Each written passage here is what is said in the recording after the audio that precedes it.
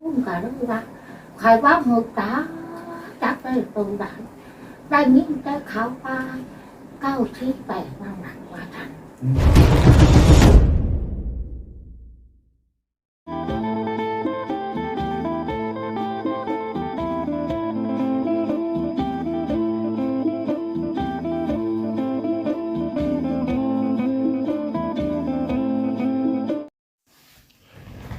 ครับสวัสดีครับพ่อแม่พี่น้อง FC ยินดีต้อนรับเข้าสู่ช่องมหาเฮงมวลซืนเนาะครับเนาะเอามื้อนี้แอดมินเอาบรรยากาศของปูตามาฝากผู้ใดรออยู่เด้อครับเด้อเพิ่นมีแนวทางมาฝากใกล้แล้วครับผมมื้อนี้เป็นมื้อวันที่9เนาะแล้วแอดมินเอาคลิปนี่มาให้เบิ่งเพิ่นสิมาเล่าเรื่องเกี่ยวกับป้ายทะเบียนใหม่ที่เพิ่งได้มาเนาะครับเนาะสิมีแนวทางอิหยังมาฝากบ่เพิ่นสิเว้าจังไดเพิ่นสิคุยจังไดมันสิมาบ่เนาะสำหรับเลขป้ายทะเบียนรถปูเด้อครับเด้อตรงกันคักแน่กับของแอดมินครับผมเนาะไปรับชมบรรยากาศนำกันอย่าพลาดแล้วก็สำหรับผู้ใดรอแนวทางจากต่างประเทศมีคือกันครับผมเนาะครับเนาะรับชมรับฟังเพื่อเป็นแนวทางวิเคราะห์เจาะไปน้ำกันครับจะผ่านเบอร์จีให้จบแล้วครับเด้อฝากกดไลค์กดแชร์ครับกดติดตามกดกระดิ่งแจ้งเตือนเป็นกำลังแรงใจให้กันนะครับเนาะเอาบ่อยากให้พลาดเบิ่งคลิปให้จบครับผม พ่อเกี่ยวขั้นเอาอันตักเอาแต่แรงว่าไงพ่อที่ไปเรียนรถเครื่องท่านนั้นที่เอาขั้นไหนว่าท่านบอกเอาอีกแล้วว่าท่านบอกอีกแล้วที่พ่อว่าท่านการเดินเดี๋ยวก็ได้เดี๋ยวก็ได้อันอีกทั้งหลายถือไปมันในรักตู่ว่าพอว่าว่าอันคือว่าไม่ถือหลายเราได้พ่อว่าท่านอักยักษ์เอกคือว่าไม่เขาไม่อันเขาไม่อยากบักยักษ์เขาไม่เอ็งนั่งกับกอนไม่ใช่ลงนะเอ็งนั่งกับกอนกับไม่เหรอนี่ไรปูปูไม่ขี้ร้ายเลยขี้ร้ายทำไมนอนได้พอว่าท่านใครว่าแต่งเน่าอะไรพอง านบลบบัตรเนี่ยท่านประเด็นเราทำไมนอนคือว่าแหวนว่าท่านเห็นเลยมันก็เป็นปัญหายิ้มมาด้วยเลยปูยิ่งเรารู้ไหมขี้หลายถ้าถูกว่าถือนั่งขวางได้เย็บแน่นอนนะว่าถือว่าท่านได้หาตัวพอเพราะท่านได้เอากันเพราะท่านได้เอากันมาถามมางงอีนั่งแต่งโง่กับบอกท่านไหนมาหาแห่งใดไว้พอท่านไหนเองนั่งมกเปียกพอท่านไหนเองนั่งหลาพอใดไปพอท่านใดมาว่าตามฉันว่าพอได้เราได้พอได้เราได้ที่นั่งหลาของแม่กู้ป้าที่เข้ามาว่าตามฉันเขาถ้าจ้างไหนเหมือนได้แต่จะไปขายใครก็ได้เขาว่าหายขืนได้หว่าอีนั่งตีตาทำมุดกับหอบว่าทางว่าได้ไม่รักเป่าว่าพอไม่รักไม่ยืดรักพ่อเราคือเราหัดต๊อกใจไว้ที่พ่อเราหัดต๊อกใจถ้าไหวหน่อยก็รับสิก็หลงแล้วได้คือได้สิคือต่อว่าท่านใครมาแข่งห้าออกมาเต็มตีนก็ว่ามันจะรักไหวขายออกมาที่พ่อแต่ว่าการจังสีถ้านานว่าออกว่าท่านแล้วแต่โชคใครโชคมันบาทหนึ่งยังพ่อคือจางอีกว่าพ่อคือจางเป็นยังพ่อคือจางจังฉันนั้นว่าวันไหนได้ทำยันรู้อีม้าขาวมาได้อีม้าขาวมาได้ถามว่ามันไม่จักปู่เพราะนั่น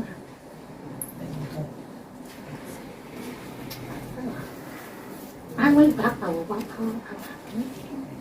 คือว่าไม่ บ่มีสิครับ เขาว่ามีแต่ตั้งใจเด็กเขา มงตัวได้หน่อยพี่ปูปู ว่าเห็นว่า ตัวน้อยๆผู้เห็นไป ว่าข้าง ผู้โค้นไปเมือง ตัวหน่อยอะไร ว่าkhông thể thì mang tôi khăn này คันเดียงคันเดียง rồi không thể mà mấy thằng đèn đấy đèn mó tao thấy cả đèn lúc này đấy mà đang khăn này này ว่าแม่นรถขนผ้ารวยบ่ปู nó còn phan mà hang vào mày mò mấy hiện đâu thằng mày mà muốn chặt con phan là có mấy thằng không mà hạt hình thấy đứa bảo bị đó là không mà hạt hình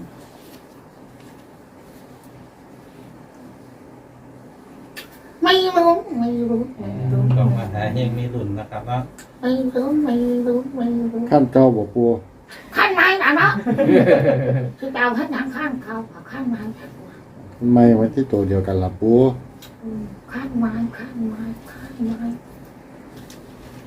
mà hạt hết có hạt vàng mà nó ổn luôn đâu không mà hạt không thấy thì ảo đó mà hạt hết quá คู่หนา đây còn thà bạc đó bài khi tiền đó ở ngoài hay không đấy คู่หนาคู่หลังแบบ không thấy chịu tiền mày thì khi khăn này khi khăn này phảiเราขายว่าหางให้มันไปต่อยยกเคิงท่า เมืองท่า พอยืมได้แล้วได้ว่ายืมรถใครบ้าง ได้อยู่ปู ว่าtừมามั่นนี่ล่ะขี้ซื้ออยู่ไหนพ่อจะขี้ซื้ออยู่ไหน อืม ถามว่าหาให้สงสัยกับท่านแล้วถามว่าหาให้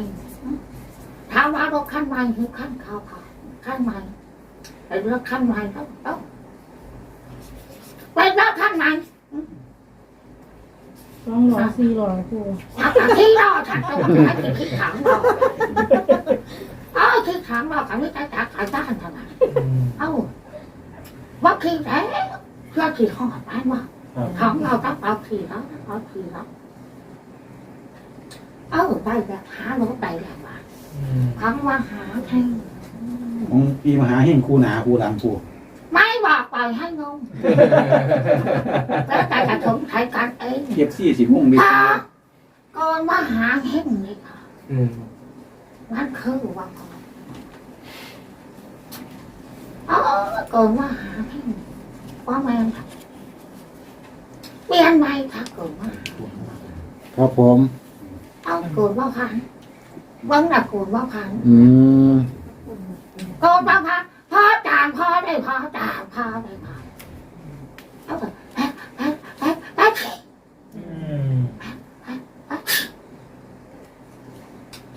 นั่นแม่ว่าพ่อจางพ่อนั่น แม่นบ่ล่ะพ่อวันนี้ คือว่าท่านอยากตัดถินวันเป็นสงสัยเป็นแค่ไทยค้อนสงสัยเป็นแค่ไทยค้อนเป็นการบ้านให้ไปนอนคิดพิจารณาดู เสียงจามกับรถอันกับรถคันขาวก็คือกันแต่ปู่ มันก็คือการนั่งหลักคำว่าหางให้มันก็คือการนั่งไปเบิ่งเอาตัวยันตามกันเอาดักไว้ว่าหางให้เอา เราของสบายน้อยนี่แหละพอบัด ถวายเลยน้อยบ้างตะไคร้แดง มันคือแมงเถอะล่ะพอ มันตะไคร้แดงลูกกันนะ โอ้ที่ใครเนี่ย มันคือว่าอะไรนู่นคำถวายมาว่าอะไรนู่นแล้วใครก็ไม่เงินตื่นมาบ้าง โอ้ซื้ออีเดียดเลยบ่พอ แต่ตรงไปเรื่อยๆตัวนี้แหละพ่อไข่แดงก็แบบพ่อถูไข่ไปถูไป ไอ้โยนของเสียเอกนะผู้ เขาขอบอกยักษ์เด็กว่าเป็นผ้าแต่ฉันได้จะไปงูให้เขางูกับเราพวกงูกับงูว่า คนเต็มนา น่าเชี่ยวเกียบกับเราเขาทางขว้นใช้ไอ้ทานหาดาวไปว่าเขาจะไปเฮ็ดผมมันของอีร่างต้องก็จากผีแต่กับผีดังเหลืองทำมาเป็นผีดังคือคนรถอยู่ ผิวแล้วว่าเป็นพาว่าเป็นพาไอ้เฮ็ดผมไม่กับว่ามั่งท่านยังได้ขารถขับว่าเป็นพาตั้งหลัก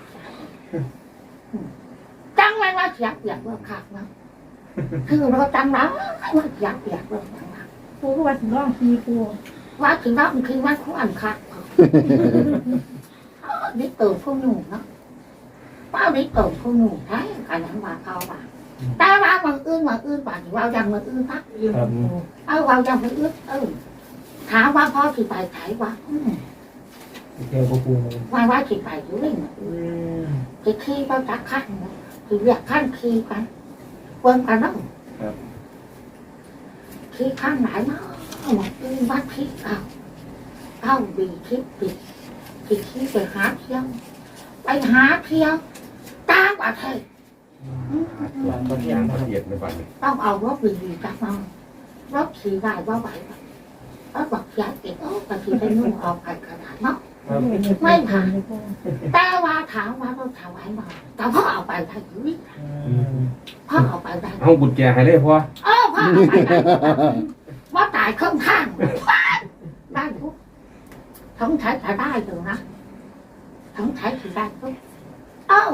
แม่นึกแบบว่าดำทั้งกันหรอกแม่ตรงนั้นหนักว่าน่ะ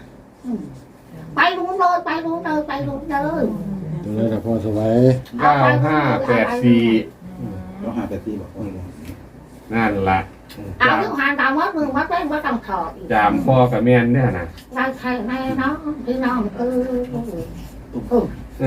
ตรงกันก็ยังว่า ได้ยุรักตามเราไปเอาทุกนั้นจะเอารถถวายมาไปรอบมือไปหา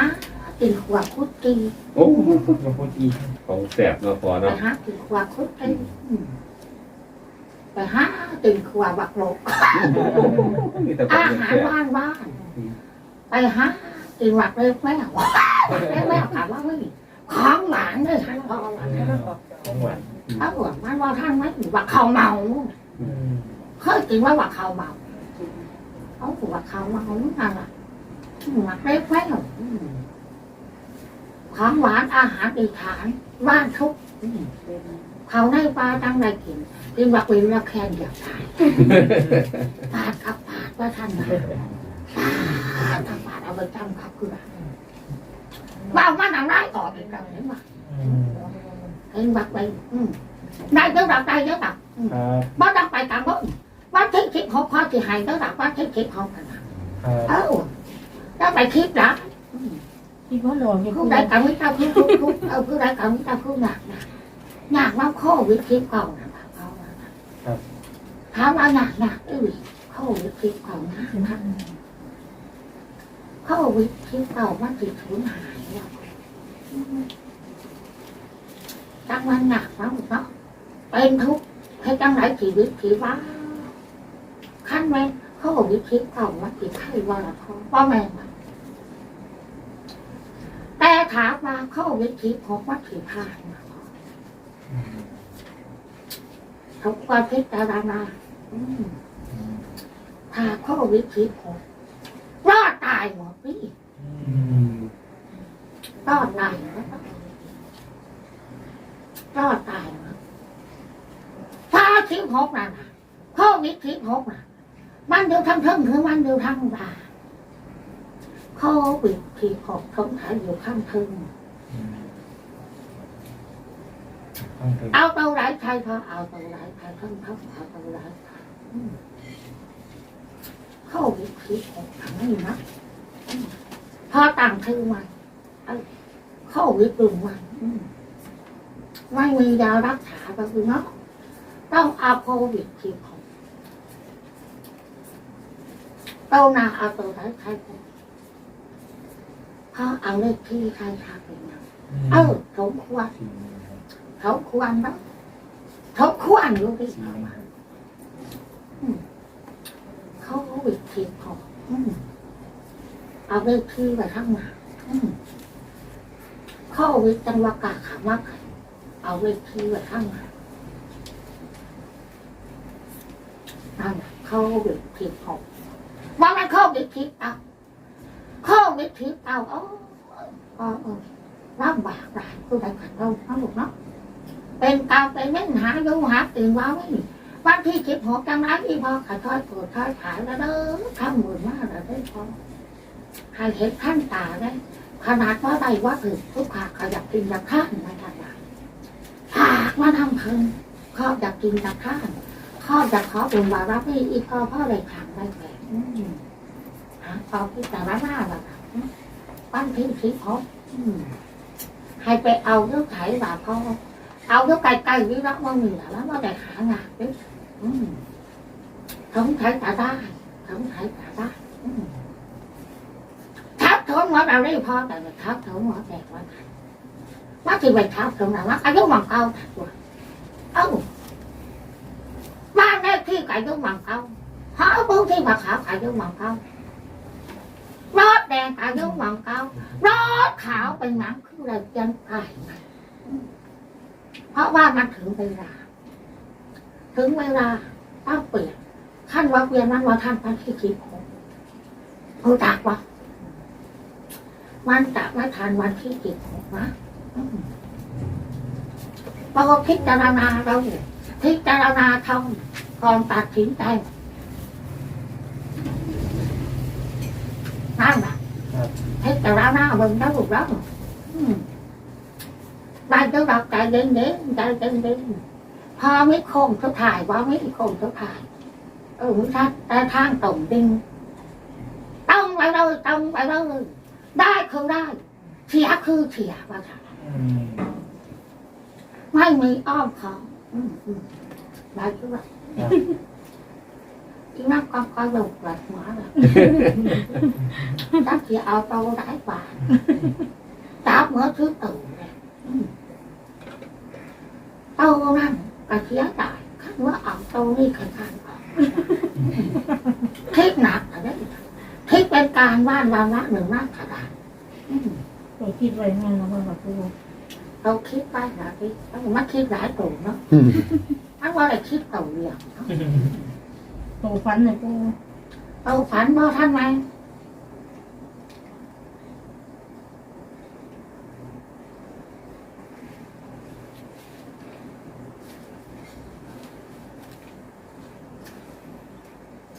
ทำไมหน่อยมาป้าท้อถือใครมาแดงเงาอีกแล้วที่ได้ไปขายเขาจะเฝ้าไปขายแล้วต้องเอาไปขายเขา ให้เก็บไว้ก่อนบ่พอ เก็บไว้ก่อน โอ้ใคร ใคร แม่ มา แห้ แด ง ง ใจ หน้าป้ามีประโยชน์ขายดูดิ ใครมดแดงเน่า มีประโยชน์ขายบ้างหรือว่าไม่ประโยชน์ สา ขาย ธุ ไม่ป สา ระโย ธุ ชน์ สาธุ จะเอาไปกินนะเนอะยังไม่ถึงเวลาเขาเกี่ยวกับวันที่คิดเขาพ่อที่บอกไม่ว่าได้บอกไม่เอาตัวเก้ามา เปลี่ยนรถสักทีหกไปขาย เพราะมันมีโครงขายนี่ ว่ามีผมจะถ่ายแล้วพอเนาะ มันบอกมีโครงสุดท้ายขายน้ำวะ ตรงเลยเราพูดเนาะ ตรงนั้นเลย ถามว่าอันพ่อเบาหนังมันแมงจักตุ่มว่าละพ่อมันขี่ตัวโคงถึงอันนั้นบ้านไหมอันนั้นบ้านแม่มันแม่เนี่ยใครผิดเจาะถูกใครจัดจับผิดนั่นแหละถูกต้องแล้วถูกต้องนั่นแหละคือไว้ถึงได้ตัวใดพิจารณาบ้างอาหารกลางวันจะไปรวมกันนะมันจะได้หลายตัวอาหารกลางวัดก็ตั้งหักเพราะขยันเบาให้ตั้งเท่าไหร่คือรักคนกันตั้งดักเบาคือคือหลายตัวเขาคือหลายตัวเขาได้ร้อยตัวพ่อตั้งมา150ไปป้าพ่อเขาถึงว่าปล่อยไก่ปล่อย150ว่าได้ปล่อย150ต้อง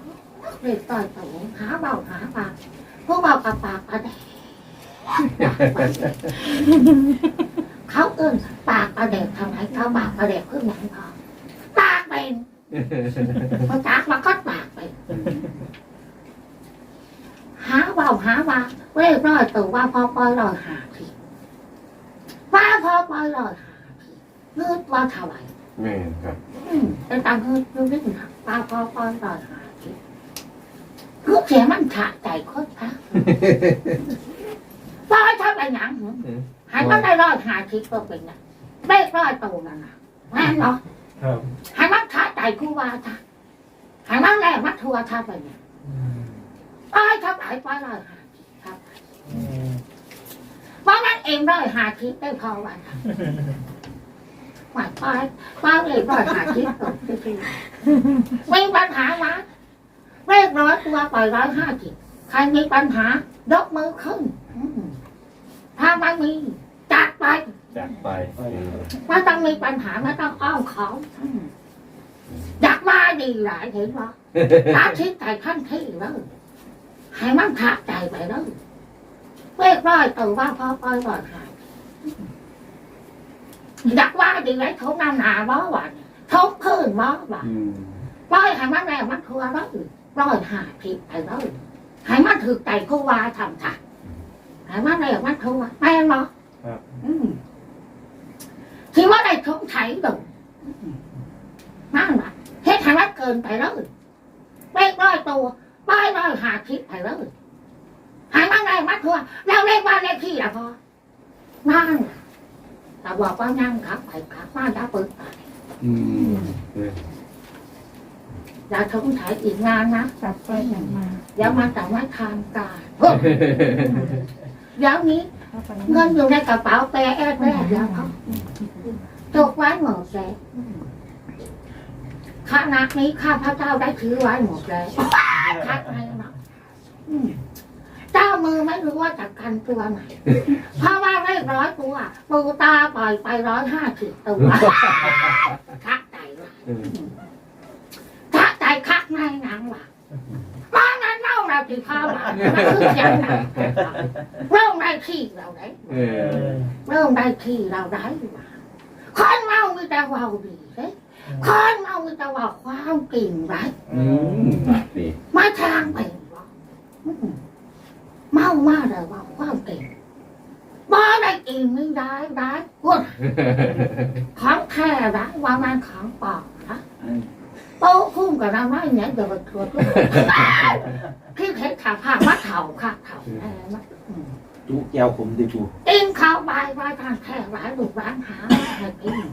กินข้าวใบให้มันถูกใจไปเลยหาโต๊ะคุ้มถ้าได้ความหนาโต๊ะคุ้มบอกว่าได้ยินแต่คนเมาน้ำแหละแต่บอกเรียกไม่เป็นเนาะมีแต่กินเป็นอย่างเดียวนะ กุ้งอะไรกินนะปู เขาได้กินว่าตันละแต่ว่าปูคุกนะบอกเรียกว่าเป็นได้ยินแต่เขาว่ากันท่อแท้ว่าทันปูคุกก็ได้ถ้าเราไปฟังน้ำเขาอีกเขาว่ายุ่งหนักเขาบอกกันได้ว่าทันแต่ว่าปูคุกบอกเรียกว่าเป็นแล้วว่าทันตั้งใจจะไปเล่าลูกขายบนข่าวไปเล่าลูกขายบนพอนะไปเล่าละว่าจังทีละท้องไทยไทยบอกตัวนี่ละว่าทันเต่าไหนล่ะว่าทันถามเอาคุ้มว่ะเอาคุ้มเดิมห้องเราได้เอาคุ้มกันแล้วว่าใครว่าหมดจ้าจับได้ตัวได้นิ่งได้ขาวปลา9-8นั่นแหละว่าทันปูพุ่งเบาดิว่าแม่ปูด่าเบาได้ปูพุ่งได้นิ่งขาวเบาแต่บอกได้ว่าเป็นđóบอกได้ว่าเป็นแต่ได้นิ่งขาวเบาว่าทันว่าเขาว่า9-8เลยว่าทันคือว่าตั้งทันว่าไปยืนแอบฟังว่าทันว่าแต่ว่าปูพุ่งกับสำคัญอยู่ได้ไม่ยังเอามาเบาหายคอฟังหมดไงกูได้ใช้ตั้งหายมาเบาหายคอฟังมั้งแต่ยิ่งเขาบอกอย่างนี้ว่าทันเขาคือว่า9-8ว่าทันบาดนี่พอเขาเลยว่าทันปากแต่ได้ปล่อยหายปูพุ่งเบาไปสักครั้งพอว่าปูพุ่งบอกเลขบอกเป็นตักคือว่าบอกกับว่าถูกละแต่ว่าถือเป็นว่าข้างแบบข้าวนี่ได้ถ้าบางเถื่อใกล้ถือออกพัดขาปูคู่งานจะเล่ากับรักเป็นดิจังไหนจะไปทางหล่อแล้วยิ่งเขาบอกแต่คือนะบ้านมันเป็นตะคุ่มเป็นหอดปูคู่มือนี่เอาเบาๆให้ขันตั้งมาขาดว่าได้กินกุ้งอยากต้องได้แล้วก็ไปได้กินแล้วจุเนื้อกับแกงเรื่องเขาปากวักเถิดก่อน เขาท่าอย่างนั้น หยาบพ่อปูมันนี่หยาบบ่เนื้อ ว่าว่าหนาแล้วเขามันเด็กนะแต่ว่าขั้นถือมันหนาว่าเป็นพญาเด้อกินทุกนะต้องกินติพญาตายร่างยานขอร้าค่ะขอร้าแล้วขอร้าแล้วตายหมดมาหนักของแทบอีฐานของแทบอีฐานเขาจะเบาดูไหนจะเบาดูไหนปวดแขนเราได้ว่าค่ะเราก็สิปวดแล้วว่ามันแขนพอพ่อเขานั่งหลอกก็มี